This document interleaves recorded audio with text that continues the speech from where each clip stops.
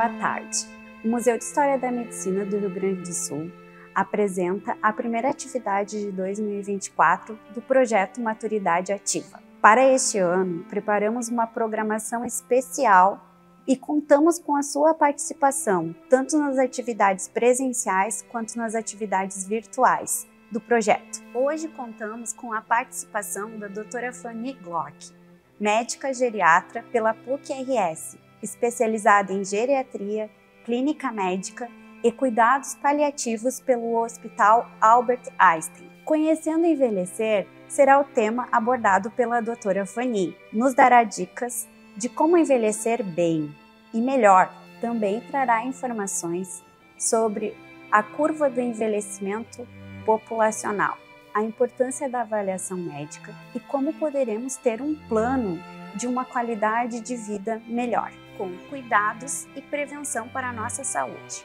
Espero que todos aproveitem a oportunidade de pôr em prática essas informações e que este ano você tenha uma qualidade de vida melhor. Aproveito para agradecer a todos que participam do projeto Maturidade Ativa e também aos técnicos tanto do museu quanto do Simers por dar suporte para o desenvolvimento das nossas atividades. E em especial a doutora Fanny, por sempre estar disponível em contribuir com o projeto Maturidade Ativa. Boa tarde para todos, então. Muito obrigada pelo convite. Eu me sinto muito honrada de poder vir aqui conversar com vocês.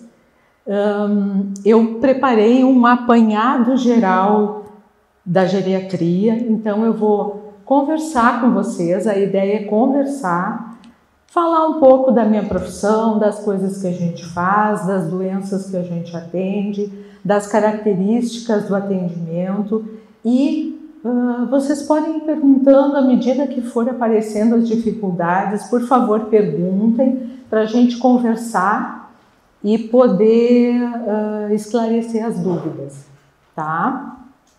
Alguém quer conversar alguma coisa antes ou já foi no geriatra alguma vez? Tem alguma pergunta sobre isso? Todo mundo quietinho? Então vamos conversando. Bom, quem é o geriatra? Tá? O geriatra é um profissional médico que fez a faculdade de medicina e fez uma prova de título de especialista, tá? Pela Associação Médica Brasileira. Na geriatria, a gente estuda as doenças e os problemas que acontecem nessa faixa etária. As características do envelhecimento, da pele, do corpo da gente. Eu costumo dizer que à medida que a gente vai vivendo, não é só o cabelo que fica branco, né? A gente vai envelhecendo por dentro também. E essas coisas é que são o alvo do estudo do geriatra. O gerontólogo, ele é um profissional que não é médico, ele pode ser médico ou não, e que estuda o processo do envelhecimento, não as doenças, mas ele estuda o processo de envelhecer, as características da sociedade, os índices de crescimento de determinadas doenças. Ele pode ser médico ou não, pode ser assistente social, pode ser pedagogo, pode ser psicólogo, né? Então, essa é a diferença entre o geriatra e o gerontólogo. Muitas vezes a gente tem geriatras que são também gerontólogos. Mas qualquer profissão pode ser gerontólogo? Pode. Interessante, desconhecia. Tu pode fazer uma especialização em gerontologia. E aí, as pessoas às vezes perguntam qual é a idade para ir no geriatra, tá? Se a gente for pelo conceito de terceira idade, no Brasil, porque esse conceito às vezes varia de um lugar para o outro, a terceira idade seria a partir dos 60 anos. Mas a gente tem acompanhado pessoas que vêm consultar antes ainda, com 40, com 50 anos. E a gente tem também a quarta idade, né, que é a dos centenários, que estão começando a aparecer também. É um outro grupo de estudo, né? As pessoas riem, mas a gente vai chegar lá. Eu tenho uma filha que ela é bióloga, tá? E ela, obviamente, vê as coisas pelo lado da biologia. O que ela diz? O ser humano nasce, cresce, se reproduz e morre. O que as borboletas, os bichinhos todos fazem? Eles nascem, crescem, têm os seus filhotinhos, se reproduzem e morrem. E qual é o pico da idade reprodutiva do homem, do bicho-homem, né? É por volta dos 30 anos, né? Quando a gente chega no máximo da nossa capacidade, que teoricamente a gente perpetua a idade, porque a artista que tu falasse, a Cláudia Raia, foi ter filho com quase 60, né? Essas são peculiaridades, né, da medicina. Mas o teu pico de reprodução é por volta dos 30, né? Então depois que tu reproduz, tu começa a decair, né? Naturalmente, e não necessariamente ficando doente. Mas é o pico da idade da gente. A outra já está chorando lá, ó. E aí a gente vê as pirâmides etárias, né? Como isso mudou e continua mudando, tá? Tem muito a ver com a evolução da própria medicina, né? O que a gente tinha? Homens e mulheres que morriam muito jovens, às vezes com 40 anos, com 50 anos, né? E agora a gente tem uma mudança da pirâmide em que a gente vê que ela está praticamente reta. As pessoas nascem e se mantêm em boas condições de saúde ao longo do tempo. Elas já não morrem como morriam antigamente. A ponto de a gente achar que por volta de 2060, daqui a pouco vai ter mais idoso do que jovem no mundo, né? As pessoas vão cada vez ficar mais velhas, vão ter cada vez menos filhos e a população vai ser basicamente uma população de pessoas mais idosas. Perguntas? Então, quais são as áreas de atuação da geriatria? Na realidade, elas se correspondem com as áreas de atuação da medicina, de qualquer profissão, né? A gente, como médico, pode atuar... Desculpa que o microfone está assim. A gente, como médico, pode atuar na prevenção de determinada doença. Então, a gente sabe que existe determinada doença e a gente vai tomar medidas para evitar que ela aconteça. A gente pode atuar no diagnóstico. Então, a gente tem uma pessoa que está com febre, com algum problema de saúde, a gente vai investigar qual é a causa dessa doença. A gente tem o tratamento, em que a gente já tem o diagnóstico e a gente vai tentar fazer o tratamento.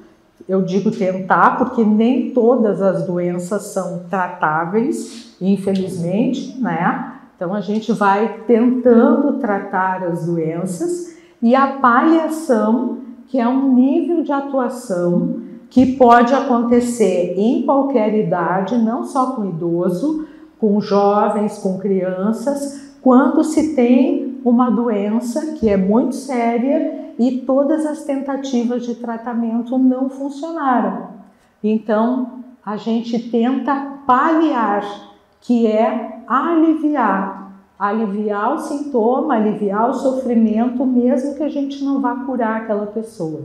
A gente tem que saber, e a gente vive como se não fosse morrer nunca, né?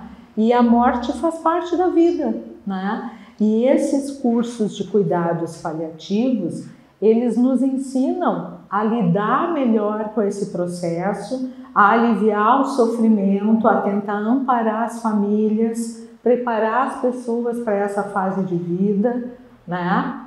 E é muito interessante, tem muita coisa para aprender nessa área também. É muito interessante. E aí eu vou citar algumas alterações do envelhecimento, porque eu não vim aqui para falar das doenças, né? Eu vim para falar da geriatria em geral, mas o que eu quero é que vocês entendam que, é como eu falei, não é só o cabelo que fica branco. Então as coisas vão se modificando e a gente tem que entender isso, né? O que acontece? E vou falar dos temas assim que são mais frequentes, que as pessoas perguntam muito sobre a arteriosclerose, né? Então, por isso eu trouxe alguns temas que são mais, que geram mais dúvida, né? Mas se vocês quiserem perguntar sobre alguma outra coisa, a gente vai conversando, tá? A arteriosclerose é o endurecimento das artérias. O que acontece? Ao longo da vida, com o aumento de peso, com o sedentarismo, com os hábitos alimentares, com o colesterol alto, o triglicerídeo alto e com o próprio envelhecimento, as artérias têm uma tendência a perder um pouco de elasticidade.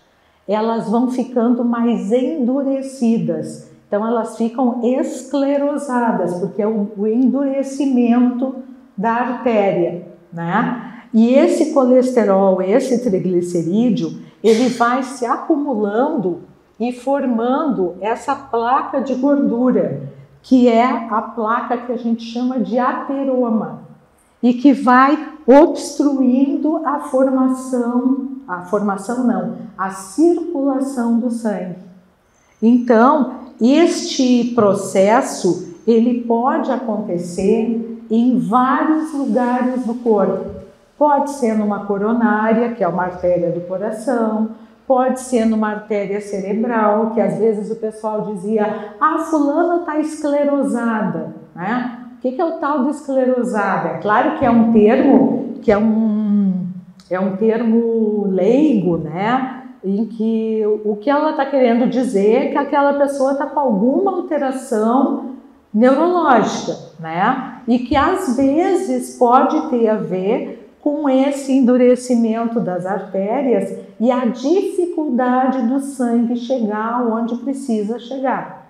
Então, dependendo do grau de obstrução e do local de obstrução, a gente pode ter manifestações diferentes, né? Pode acontecer no dedão do pé, pode acontecer numa artéria do intestino, pode acontecer numa coronária e pode acontecer numa artéria do cérebro, tá? Às vezes as pessoas fazem ecodoppler de carótidas e vertebrais, não sei se alguém já fez isso, né? São as carótidas e vertebrais, são artérias calibrosas que a gente tem aqui no pescoço, que levam o sangue para a cabeça. E às vezes, quando essas artérias estão obstruídas, prejudica também a circulação cerebral. Então a gente costuma, às vezes, pedir esses exames para avaliar.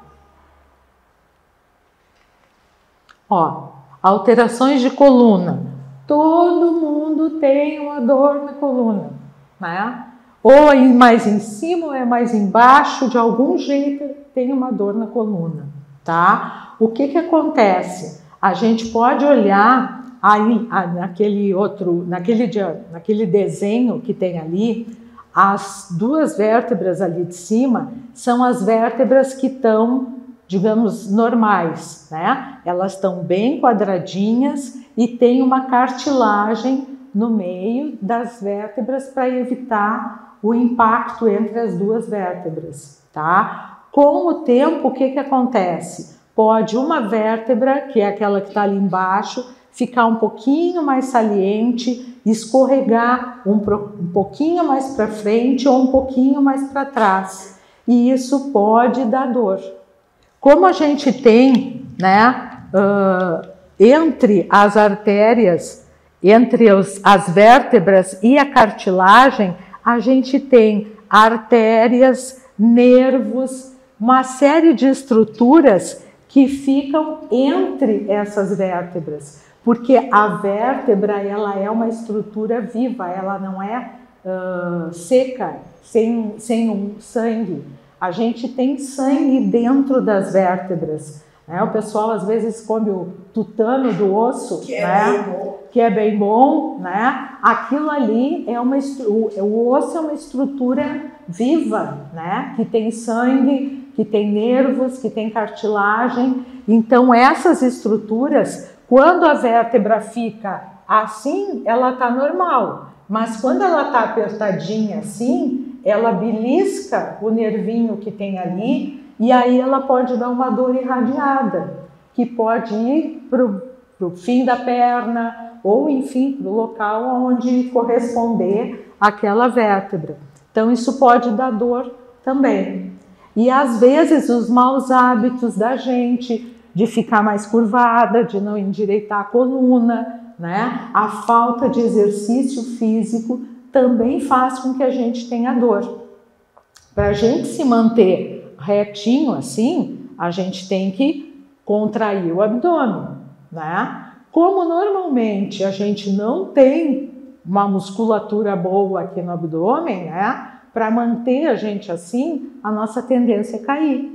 E aí a gente vai ficando cada vez mais curvado. Então, se a gente consegue corrigir a postura, fortalecer o abdômen, a gente melhora essas questões.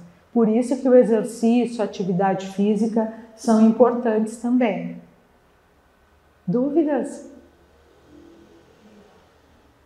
Ó, outras alterações, né? Às vezes a pessoa faz uma ecografia, todo mundo já fez uma ecografia e aparece esteatose grau 1, esteatose grau 2, esteatose grau 3, né? Essa gordura, que é a gordura abdominal que a gente tem aqui, eu brinco que ela não sai só para fora, né? Ela fica lá para dentro da barriga da gente e ela vai impregnando, literalmente engordurando os órgãos, tá? Então, essa gordura, quando está muito intensa, ela pode se transformar numa cirrose, que aí dá uma repercussão ruim. Ah, mas a cirrose é bebida ou é gordura? Ela não é só bebida. Tu pode fazer cirrose por gordura também, por medicamento, por outras coisas. Né? Não é só álcool. Claro que o álcool contribui, mas não é só o álcool. Tá? E aqui, a gente costuma falar dos gigantes da geriatria. O que são os gigantes da geriatria? São as grandes classes, os grandes grupos de doença que são comuns nas pessoas de mais idade e que podem fazer com que a gente perca funcionalidade. Na realidade, o que faz a gente estar bem, né? A gente costuma dizer que o que faz a gente se sentir bem é a funcionalidade. A funcionalidade é a nossa capacidade de fazer as atividades da vida diária, as atividades instrumentais da vida diária, que é o caminhar, o tomar banho, comer, usar o banheiro, se deslocar de um local para o outro. Isso faz com que a gente seja funcional. Quando a gente para de conseguir fazer essas coisas ou tem dificuldade de fazer essas coisas, a gente perde funcionalidade. E aí a gente começa a ficar mais dependente das outras pessoas, tá? Então, quais são as grandes patologias, as grandes questões que fazem com que a gente perca funcionalidade? A primeira delas é a iatrogenia. O que é a iatrogenia? É a mistura de remédio. É remédio demais. Vai consultar com um doutor, dá um remédio. Vai consultar com outro doutor, dá outro remédio. Aí vai na farmácia, toma outro remédio, aí a vizinha deu mais outro remédio, e aí daqui a pouco trocou o nome, porque um é genérico e o outro não é genérico, e aí acaba tomando às vezes 2 vezes o mesmo remédio, porque o nome é diferente. Então isso é uma coisa muito importante. A gente acaba tomando remédio demais, tomando remédio de menos, e isso é uma grande causa de doença. As pessoas acabam ficando com efeitos colaterais das medicações que são mal usadas. Quando eu atendo, eu costumo pedir para as pessoas trazerem todos os remédios que estão usando, mesmo que não seja eu que tenha prescrevido. E mesmo que eu saiba como aquela pessoa usa o remédio, ou pelo menos como ela deveria usar, eu pergunto: como é que a senhora está usando? Esse aqui, como é que a senhora toma? Esse aqui, como é que a senhora toma? Porque às vezes a pessoa diz: o doutor mandou eu tomar de manhã e de noite, mas de noite eu sempre esqueço. Então, o doutor me disse para tomar assim, mas eu prefiro tomar assado. Então aí a gente tem que ver como é que a pessoa está usando. Quando contam a verdade com o médico. Bom, aí já é mais complicado ainda, porque pelo menos tem que dizer a verdade, né? Pelo menos no médico, né? Pelo menos tem que dizer a verdade, senão fica complicado, né? Aí a gente tem que tentar ser o mais transparente possível para poder ajudar o doutor a ajudar a gente, né? Então, sempre levar os remédios, ou as receitas, ou as caixinhas, os papeizinhos, né? Esse aqui eu tomo assim, assim, assim, para a gente acompanhar, né? A instabilidade postural é outra grande problema, né? A questão do equilíbrio. E aí a gente fala em equilíbrio, em tontura, em quedas, né? Essa é outra grande questão. A imobilidade. A imobilidade é o não se mexer. Tem gente que está doente e não consegue se mexer. Quando a pessoa está muito tempo acamada, uma das coisas que a gente recomenda é mudança de decúbito, mudar de posição, não ficar na mesma posição. Ao mesmo tempo, às vezes, a gente tem pessoas que ainda conseguem caminhar, mas que ficam o dia inteiro na frente da televisão, que não vão caminhar, que não dão uma voltinha, né? Que não esticam as pernas, e aí também começam a ficar com atrofia, né? Se a gente tem uma pessoa que quebra o braço e fica com gesso 1 mês, quando essa pessoa tira o gesso, esse braço está mais fininho do que aquele outro que estava trabalhando o tempo inteiro. Então, existe uma atrofia na musculatura que entra em desuso. Quanto mais parado a gente fica, mais a gente perde músculo. E aí a gente perde força, porque o osso não se sustenta sozinho. O osso precisa do músculo para poder fazer a força do movimento. Então, é importante que a gente possa se mexer. Eu brinco que ninguém precisa ir para as Olimpíadas, ninguém precisa virar atleta, mas tem que tentar se mexer um pouquinho. Eu falo às vezes, na hora do intervalo comercial, terminou o teu programa, vai até a janela, dá uma olhadinha, toma um pouquinho de água e volta para ver o outro programa. Mas não fica sentada a tarde inteira, né? Mas aí depois dá mais dor, né? A incontinência urinária e a incontinência fecal também são coisas muito importantes. Às vezes pode ser por atrofia da musculatura, às vezes a pessoa fez muitas cirurgias, ficou com essa musculatura do baixo ventre mais flácida, né? Isso também às vezes melhora com exercício. Às vezes pode melhorar com remédio, é importante que a gente possa prevenir. Tem alguns remédios que podem facilitar isso e que às vezes podem ajudar, mas tem que avaliar cada caso para ver de que maneira que a gente vai intervir.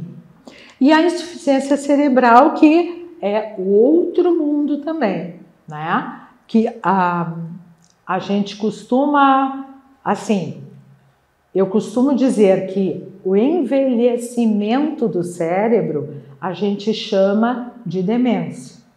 Existem vários tipos de demência. O Alzheimer é um dos tipos de demência, mas tem várias outras questões que podem fazer com que a pessoa tenha alteração de memória. Nem toda alteração de memória é Alzheimer. Na realidade, eu estou fazendo hoje um apanhado geral de tudo isso, né? Cada item desses daria uma palestra sozinho, né? Então, assim, eu estou mostrando um geral da geriatria, né?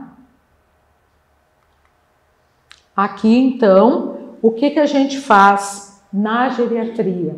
A gente deve tentar avaliar o indivíduo em todos os seus, todas as suas características. Então, a gente tem um instrumento que se chama de AGA, né? Que é a avaliação geriátrica ampla. Tu tem que ver essa pessoa biologicamente falando, né? O que ela tem de doença, como que ela está se alimentando, quais são as capacidades dela de caminhar, de fazer as coisas, as funcionalidades, como eu falei, a função mental, que engloba a cognição, que é a inteligência, mas a emoção, que tem a ver com outra percepção, e a visão, a audição, né? Todas essas coisas afetam a nossa função mental. E a função social, a questão do quanto que essa pessoa tem de família, de amigos, de convívio social, de interação. Todas essas avaliações, todas elas juntas vão fazer a avaliação geriátrica global. E aí, baseado na avaliação geriátrica global, a gente deve fazer um plano de cuidados individualizados. Então, nós temos a dona Chiquinha, que consegue caminhar, mas que está com problema de audição, ou tem que recuperar um problema de pressão ou de diabetes, e aí nós vamos tratar, individualizar o caso. Para a dona Chiquinha, precisa tratar isto, isto e aquilo. Então, aqui a gente tem um exemplo, né? Por exemplo, uma ferida operatória, tá? Qual é o diagnóstico? A gente vai ver qual é o risco de infecção, qual é o tratamento da ferida, qual é a meta que a gente tem e quais são as intervenções que vão ser feitas. Isso pode ser feito por uma enfermeira, pode ser feito pelo médico. Em geral, o ideal é que a gente tenha, a gente costuma expressar em interdisciplinaridade e transdisciplinaridade. A gente poder ter um centro de atendimento global ao idoso, em que a gente possa poder fazer essa avaliação geriátrica ampla e aí encaminhar para um atendimento com uma nutricionista, atendimento com um fisioterapeuta, atendimento com o fono, caso haja algum problema de deglutição, de engasgo, de fala, de salivação. O que a gente pode fazer para corrigir cada coisa? O ideal é poder trabalhar em equipe, né? E quanto mais a gente conseguir juntar tudo isso num serviço só, melhor, né? E aí nós temos a nossa roda da vida, né? Que cada um conhece a sua, pode construir a sua roda da vida, né? Com a sua história, o que fez ao longo da vida, os relacionamentos, as questões médicas, as questões intelectuais, a atividade física, né? O tipo de contribuição que deu para a sociedade, até a espiritualidade, como que cada um vivencia essas coisas, né? Isso faz com que a gente seja como diz a palavra, um indivíduo. E o atendimento deve ou deveria ser individualizado para cada pessoa, que é redundante, né? Mas individualizado, baseado nessas questões de cada um. Conhecem esse filme? As Rainhas da Torcida? Não? Deve ter na Netflix, alguma coisa assim, né? É um grupo de senhoras que criaram um grupo de dança, né? E aí se apresentam, é muito legal. E trata bem as questões que a gente vê, né?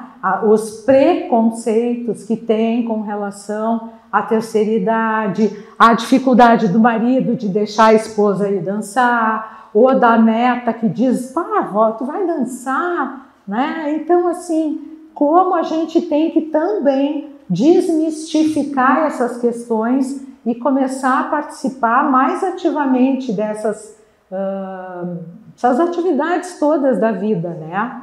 Sem preconceito. E aí, como que a gente faz para viver bem, né? Agora parece, isso aí tudo a gente sabe, a doutora já falou um monte de coisa que a gente já sabe. Na prática, tudo a gente sabe, mas no dia a dia, na hora de fazer as coisas, às vezes a gente esquece um pouquinho, né? A questão do autocuidado, né? Tem gente que não gosta de tomar banho, tem gente que não gosta de fazer exercício, tem gente que não gosta de outras questões, né? Então, a gente tem que ter objetivos, metas. Eu falo às vezes da gente ter, que às vezes não tem também, procurar ter em casa um calendário, um relógio, um jornal, um planner, sabe? Aqueles papéis com segunda-feira, terça-feira, quarta-feira, quinta-feira. Senão, todos os dias ficam iguais. Todas as horas ficam iguais. Daqui a pouco tu não sabe mais se é de manhã ou se é de tarde, né? Então, assim, a gente tem que se orientar no tempo, se orientar na sociedade, na família, né? Isso é muito importante. Melhorar a alimentação, fazer com que a gente tenha poder estabelecer, né? Uma rotina de alimentos saudáveis. Não vou deixar de comer, sei lá, chocolate a essas alturas do campeonato. Tudo bem, não quer dizer que não possa comer um chocolate de vez em quando, mas tentar ter dentro da dieta outros elementos saudáveis, né? Que são muito importantes, tá? O lazer, a interação social, que é o que a gente está fazendo aqui agora também, né? Convivendo, depois nós vamos fazer um lanchinho, poder trocar ideias, poder escutar a música que vai ter mais adiante, né? Isso tudo faz com que a gente se sinta bem. Quando a gente volta para casa, o dia passou mais rápido, a gente está mais disposta, né? A gente tem uma coisa para contar para outra pessoa que a gente não viu, né? Então isso é importante. As emoções, né? Combater a tristeza, né? Porque às vezes a tristeza também atrai doença, né? Quando a gente está triste, a gente não quer sair, a gente não quer comer, a gente não quer se cuidar. Então a gente precisa tentar combater a tristeza. Às vezes com atividade física, às vezes com medicação, às vezes com ajuda médica, às vezes com ajuda da família, ou da vizinha, ou de uma amiga, mas a gente precisa interagir. Eu brinco que até para brigar a gente tem que ter com quem, né? Então a gente tem que interagir com as pessoas. Nem que vá, ó, vou brigar com ela, mas vai lá, tá? Horário para você, né? Um horário, às vezes a gente trabalha tanto, né? Em qualquer idade, eu tô vendo gente mais jovem, gente mais antiga, mais idosa, em qualquer idade. Às vezes a gente se ocupa tanto que a gente não para pensar na gente. E a gente precisa de ter tempo de se cuidar. Se cuidar de fazer uma unha, mas se cuidar de poder descansar um pouco. Às vezes as pessoas cuidam de outras pessoas e não cuidam de si. E precisa. A pessoa que é cuidadora também precisa tempo para se cuidar, para poder cuidar bem do outro. Porque o estresse e o cansaço fazem muito mal. E a gente está numa época de sociedade e clima e questões que nos deixam tristes, nos deixam preocupados, né? Às vezes a gente tem um familiar que não está legal. Enfim, a gente tem que poder ajudar essas pessoas, mas a gente tem que também poder se preservar. Isso é muito importante. Ó, esse cara eu acho que é um exemplo, né? Ele conseguiu se reinventar durante a pandemia, né? Ele combateu a tristeza dele e de muita gente. Todo mundo seguia ele na internet, nos WhatsApps e tal. Agora está na novela, né? E está aí, né? Eu acho que esse cara é um exemplo para a gente, né? Muito interessante. Como que a gente faz para viver bem? Às vezes, a gente precisa de alguns artifícios para viver bem. Eu costumo dizer que quando tu fica grávida, tu vai fazer roupinha para nenê, tu vai comprar carrinho, tu vai comprar um andador, tu vai botar uma cadeirinha no carro, tu vai botar um cercadinho, né? Tu te prepara para receber esse bebê. E a gente não se prepara para envelhecer. Então, a gente tem que se instrumentalizar. A gente tem que... A minha filha quebrou a perna, coloquei uma alça dessas de apoio no banheiro, do lado do box, porque ela tinha que tomar banho com uma perna dentro de um saco plástico, né, para não molhar o gesso. Coloquei e tá lá a alça, né? Porque um dia a gente precisa. Não quer dizer que tenha que fazer isso agora, mas às vezes, à medida que a gente vai precisando, a gente tem que poder fazer essas coisas sem preconceito também. Isso é segurança e isso dá autonomia, porque às vezes se a gente não faz, a gente tem mais risco de cair, de se machucar, então é preferível a gente se proteger. O que a gente pode fazer? Usar a bengala, usar a cadeira, usar os corrimões, o apoio da cama. Essa cadeira ali, aquele vaso sanitário, às vezes tem pessoas que tem o banheiro pertinho do quarto. Tem outras que colocam, que eu já vi, acontece, cada um se adapta como é possível, né? De colocar a cadeira de banho e um balde do lado da cama.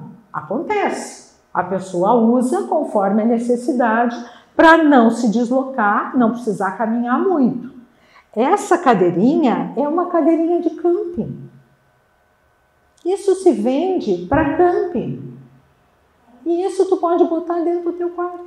Mas eu já vi cadeira de banho com um balde do lado. Não é problema, não é vergonha. A gente tem que se adaptar como for possível. O que não dá é a senhorinha levantar sozinha, não dá tempo de fazer xixi, aí faz xixi no meio do caminho e ainda escorrega e cai. Que acontece. que acontece, né? Então, a gente tem que tentar se proteger. Não são coisas difíceis. Esse negócio aqui, ele encaixa embaixo do colchão. Não tem que furar, não tem que prender, simplesmente encaixa ali embaixo. Atividade, gente. Colorir, tricotar, né? Vocês estão vendo ali a agulha de tricô? Às vezes a gente começa a ficar com a mão mais enrijecida, com um pouquinho de artrose, e às vezes a gente não consegue tricotar com uma agulha, e às vezes a gente não consegue tricotar com uma agulha mais fininha. Se vocês observarem, aquela moça está com uma agulha bem mais grossa, que dá uma pega melhor, que ela consegue pegar para conseguir fazer o tricô ainda. É uma agulha mais grossa. Existem tapeçarias, que a gente chama aquelas talagarças, né? Aqueles quadros para fazer tapeçaria, que também tem furinhos maiores, agulhas mais calibrosas, mais grossas, que dá para se usar também para fazer trabalhos manuais, né? A gente às vezes não consegue escutar, coloca fone de ouvido. Não consegue ler, escuta um audiolivro. Hoje em dia a gente consegue ouvir audiolivro, né? Então, existem artifícios que a gente pode usar para poder ter uma qualidade de vida melhor.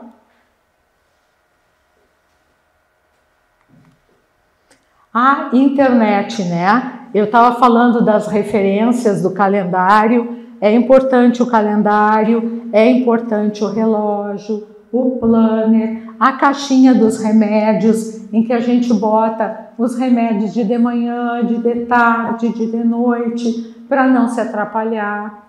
Hoje em dia, o celular e a internet são amigos da gente. Eles dificultam, às vezes, as pessoas têm resistência a usar, mas eles ajudam. A gente pode programar o celular, por exemplo, para tocar na hora do remédio. Ou uma outra coisa que é a Alexa. Todo mundo conhece a Alexa? A Alexa é um aparelhinho, é muito bom também, né? Como é que vocês usam a Alexa?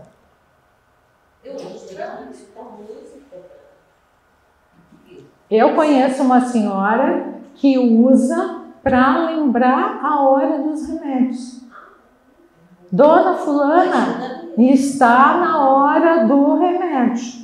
E a Alexa diz, Dona fulana está na hora do remédio.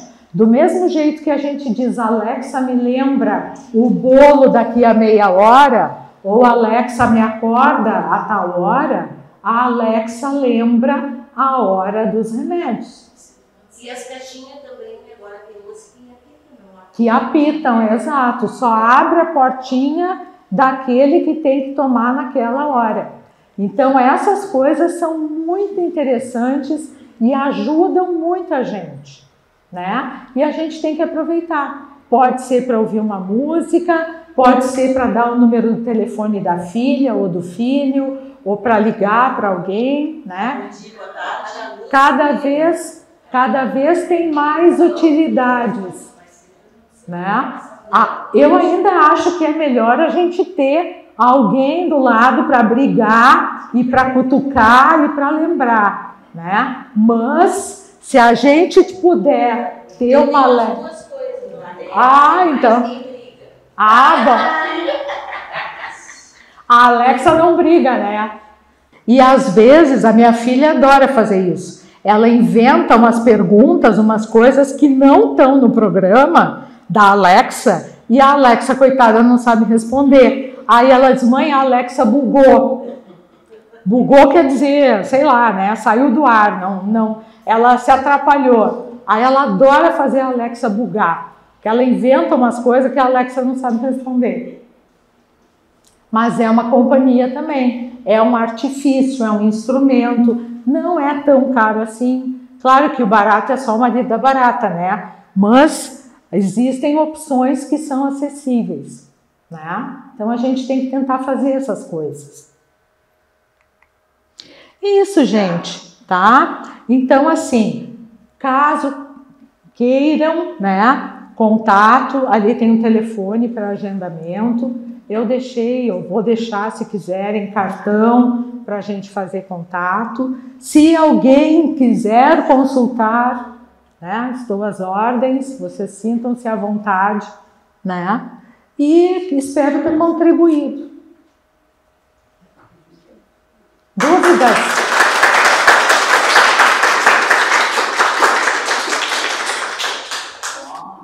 Doutora Fanny, aonde fica o seu consultório? Onde você atende? Eu tenho 2 locais de atendimento. Eu atendo na... Atende pelo IP? Atendo IP, Unimed, Cabergues, GEAP, enfim, eu atendo surtido. Eu atendo... vocês conhecem o Oswaldo Aranha? Sim. Onde está o cartório agora, quase em frente ao Auditório Araújo Viana, ali eu atendo nas quartas e sextas à tarde, que eu acho que é mais perto aqui do centro. Mas eu atendo também na Zona Sul, na Cavalhada, né? Que aí é um pouquinho mais longe. E tenho contato de WhatsApp para falar com a Rosane, tá? Que é a minha secretária. Caso alguém queira uma consulta particular, que aí não tem os convênios. Então, Oswaldo Aranha, você não atende no IP? Não atendo IP, eu atendo particular e Unimed ali. Mas você atende IP? IP atende aonde? IP na Zona Sul, na Cavalhada. Lá na Cavalhada. Onde é? Do lado da IPTC. Ao lado da VTC, tá? Era a clínica Dr. Júlio Glock, que era o meu pai, que já faleceu, né, faz 15 anos, e agora a gente está mudando a frente da clínica, agora vai se chamar, está já se chamando Clínica Glock, não só Júlio Glock, tá? Porque ele já partiu faz bastante tempo, né?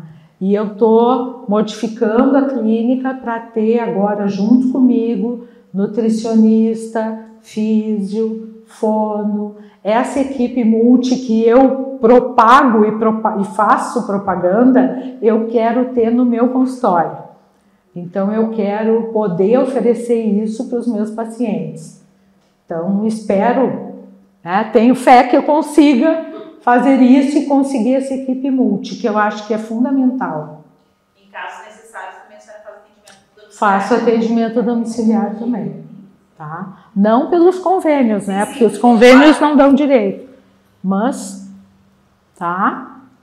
Internação, não. Não, é um consultório. São várias salas de atendimento numa casa térrea, né? Tem 3 consultórios e temos uma gineco lá também. Que às vezes as pessoas fazem muito tempo que não vão, né? Doutora, eu queria lhe perguntar com relação a essas questões, né? Quando vai avançando a idade, né, esses exames, esses preventivos devem ser feitos com mais frequência, né? Exato. Muitas vezes as mulheres, às vezes, ficam mais relapsas, né? Principalmente nessa área da ginecologia. Uhum. A senhora podia falar um pouquinho sobre isso? Isso é muito importante, né? Claro que, de novo, a gente tem que tentar individualizar cada caso. Se a pessoa tem uma história familiar, se tem alguém que já teve um tipo de câncer de mama, de ovário, de útero, né? Tem que ficar mais atenta. Existem marcadores tumorais, que são exames que a gente pode fazer no sangue e que podem nos dar algum indicativo de algum tumor, de algum processo que esteja acontecendo. A gente pode fazer uma tomografia, a gente pode fazer uma ecografia, pode ser feito um exame ginecológico também. Existem senhoras que já têm a musculatura da vagina muito atrofiada e aí fica muito desconfortável o exame. Mas a gente tem a gineco que tenta fazer quando é necessário e às vezes quando precisa se usa até alguns dias um hormônio, né, para aplicar durante algum tempo, para ficar mais fácil de poder fazer o exame depois, né? Então isso pode ser feito sim, e é importante que não se desvalorize isso, né? É muito importante fazer essas coisas. Dúvidas? Eu tenho mais uma pergunta também, doutora. A senhora falou muito dessa questão do cognitivo, né, dessa importância. O que o pessoal idoso pode fazer de exercícios, por exemplo, para deixar a mente mais ativa? Existe alguma coisa que a gente possa fazer em casa? Quais são as coisas que a senhora indica para a gente ter esse cuidado? Assim, ó, tudo que tu fizer é bom, tá? Porque se a gente olhar aquele quadro que tinha ali, e se a gente for avaliar, quando a gente vai avaliar um quadro de demência ou uma pessoa que está esquecida, a primeira coisa que a gente faz é tentar, obviamente, conhecer aquela pessoa. Bom, que problemas de saúde que ela tem, que remédios que ela tem, né, que ela usa, porque às vezes a pessoa usa calmante, remédio para dormir, e aí no outro dia está bem esquecida até por causa dos remédios.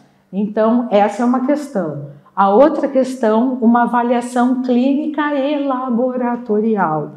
Por quê? Problema de tireoide pode dar esquecimento, falta de B12 pode dar esquecimento, falta de ácido fólico pode dar esquecimento, um quadro de depressão pode dar esquecimento, uma neoplasia não dá esquecimento, mas pode dar desânimo, cansaço. Então, quando a gente faz uma investigação, a gente tem que tentar descartar todas as possibilidades.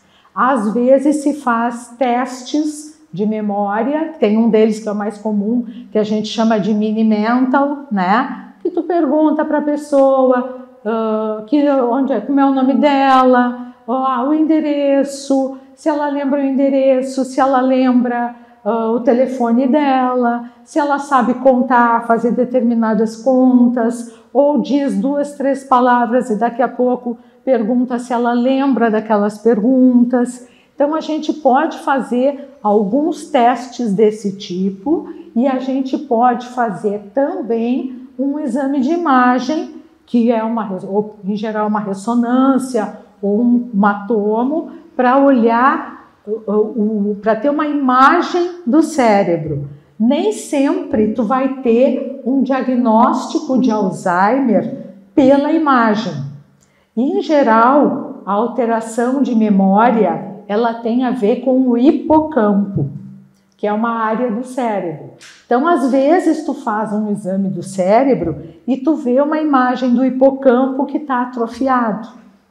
Às vezes existem demências que a gente chama demências frontotemporais. Tu vai lá e tu faz o exame do cérebro e tu tem atrofia da região frontal e temporal. E aí a manifestação é diferente da manifestação do Alzheimer.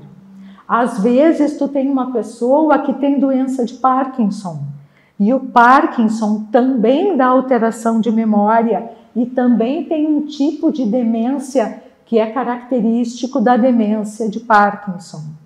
Às vezes a pessoa fez um AVC e ela está com um problema de esquecimento porque o AVC comprometeu a memória.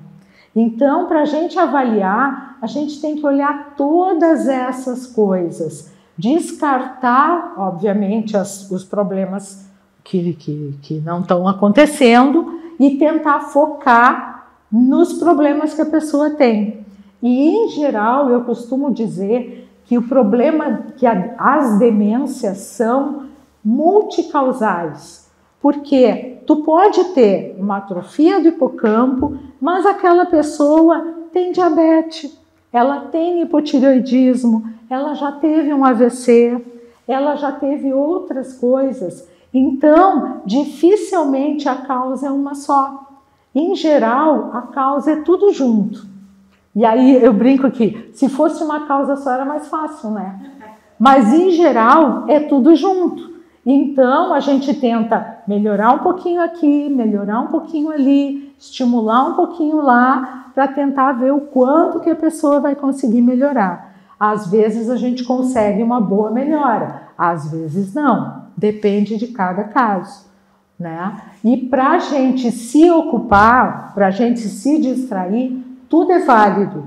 Então, atividade física é bom, dieta saudável é bom, evitar o sedentarismo, evitar o excesso. Excesso de quê? Gente, a palavra é equilíbrio. Se tu comer sal demais, açúcar demais, gordura demais, tudo faz mal, né? A gente tem que ter moderação. Quanto mais moderados os hábitos forem, melhor. E a atividade física pode ser caminhar com o cachorro, dar a volta na quadra, fazer natação, fazer hidro, fazer dança. Eu tenho pacientes que fazem dança de salão, eu tenho pacientes que fazem dança gauchesca, tá? O cara infartou, ele fez um enorme infarto e o cardiologista dele disse que ele se recuperou rapidamente pela atividade física que ele fazia no CTG. Porque ele se apresentava, né? E eles faziam, sei lá, horários de dança intensos, né? Então, existem trabalhos, inclusive, com relação ao tango, tá? O tango, ele tem uma coreografia. A senhora sabe dançar tango? A senhora sabe dançar tango? Eu gosto. Gosta? A senhora sabe dançar? Agora não sei mais, já faz 5 anos que não danço. Mas é muito bom dançar, porque a dança trabalha o equilíbrio e o tango, essas danças, elas trabalham o equilíbrio, elas trabalham a concentração, elas têm uma coreografia elaborada, então a gente tem que aprender o passo e tem que estar ligado e orientado. Isso é muito legal. O que a gente conseguir fazer é lucro. Se eu disser, tem que andar 1 hora todos os dias, às vezes a gente não consegue fazer. Tem que ser uma coisa que seja prática, que seja perto de casa e que a pessoa goste de fazer. Senão ela não consegue. Aí já não vai porque está chovendo, já não vai porque está frio, já não vai porque não gostou. Aí acaba não indo mais. Dúvidas? Sim. Eu consulto pelo menos 5 médicos durante o ano. Eu pergunto, eu ainda preciso de um geriatra? Na realidade, a senhora é que tem que decidir isso. Eu não posso puxar brasa para minha sardinha, né? O que acontece? Tem pessoas que preferem consultar com um médico só, né? E dizem, se eu tiver um problema, a senhora me manda para o cardio. Tudo bem. Se eu achar que o problema é complexo e que eu preciso passar pelo especialista, eu vou encaminhar para o especialista. Mas tem médicos que eu brinco que são os doutores do coração, né? Que são aqueles doutores que a gente teve a vida inteira e que a gente gosta e que a gente confia, que se esse doutor seu é o doutor do coração, fica com ele. É um clínico geral. Mas se ele é o doutor da sua confiança, tá bem, né? Não sabe qual é a minha preocupação daí? Que eu vá no geriatra e ele mude o que os meus médicos... Pois é. Pois é. E infelizmente às vezes pode acontecer. Eu brinco que às vezes é muito cacique para pouco índio, né? O que acontece? Os geriatras às vezes têm uma maneira diferente de ver o tratamento. Tem alguns remédios que às vezes a gente evita de usar ou que às vezes a gente acha que pode suspender. Tem pacientes que vêm falar comigo, por exemplo, a simvastatina. A simvastatina é um remédio que é polêmico. Tá? Tem gente que diz que não é para usar, tem gente que diz que é para usar, tem gente que não é para usar a simvastatina, é para usar a outra diferente. Então ele é polêmico. E às vezes eu digo, olha, eu acho que a senhora pode suspender a simvastatina. E aí a pessoa me diz, ah não, o meu cardiologista mandou eu usar até eu morrer. Eu digo, não, então a senhora use. Se o seu cardiologista disse que é para usar até morrer, ok, usa até morrer, né? Mas às vezes os geriatras já veem as coisas um pouquinho diferente. Olha, eu me formei, ou melhor, eu terminei a faculdade há uns 500 anos atrás, em 1983, tá? E aí, o que aconteceu? Eu fiz medicina de família, tá? Que era aquela questão de trabalhar em postinho de saúde, atender a criança, o adulto, o idoso. E depois disso, eu comecei a trabalhar em consultório com meu pai e numa policlínica. Porque eu tinha filha pequena, era mais perto de casa, então eu atendia ela na policlínica e ficava com a filha pequena. Depois, quando ela foi crescendo, eu comecei a ir para o consultório esse da Zona Sul. E lá na Zona Sul, eu atendia basicamente crianças e idosos. Porque o adulto jovem dificilmente vem à consulta. Quem vem mais consultar é criança e pessoa de mais idade, que são as pessoas que têm mais intercorrências, que têm mais problemas. E aí eu fiz o pós em geriatria. E aí fiz o pós e aí eu trabalhei 15 anos, porque vai te ver que eu sou antiga, né? Então, assim, trabalhei 15 anos numa geriatria, numa que a gente chama, o termo correto é ILPI, Instituição de Longa Permanência para Idosos. Então, eu trabalhei 15 anos nessa instituição que tinha 60 idosos. E aí eu atendia 3, 4 vezes por semana, eu ia lá e atendia, e o resto do tempo eu continuava no consultório. E eu aprendi muito nessa instituição. Aprendi muito, enfim, foi uma escola também, né? Porque eram muitos pacientes, muitas pessoas, e mais o consultório sempre em paralelo. Depois disso, como eu tinha pacientes que infelizmente começavam a adoecer de uma maneira irreversível, eu comecei a me interessar pelos cuidados paliativos, que são esses cuidados que a gente oferece quando a pessoa está perto do fim da vida. E aí eu fiz o pós em cuidado paliativo. Então eu brinco que eu atendo surtido, né? Porque eu atendi em todos os níveis, né? E agora, basicamente, eu atendo as pessoas de mais idade, atendo alguns que estão querendo prevenir doenças e atendo alguns que já estão com as doenças bem adiantadas. Mas a vida foi me levando e eu fui estudando e não dá para parar de estudar e a gente vai sempre estudando e cada vez estuda mais. Obrigada pelo convite, qualquer coisa, tuas ordens. Se quiserem conversar sobre outro assunto em outro momento, aí vocês é que sabem. Tá, vamos bater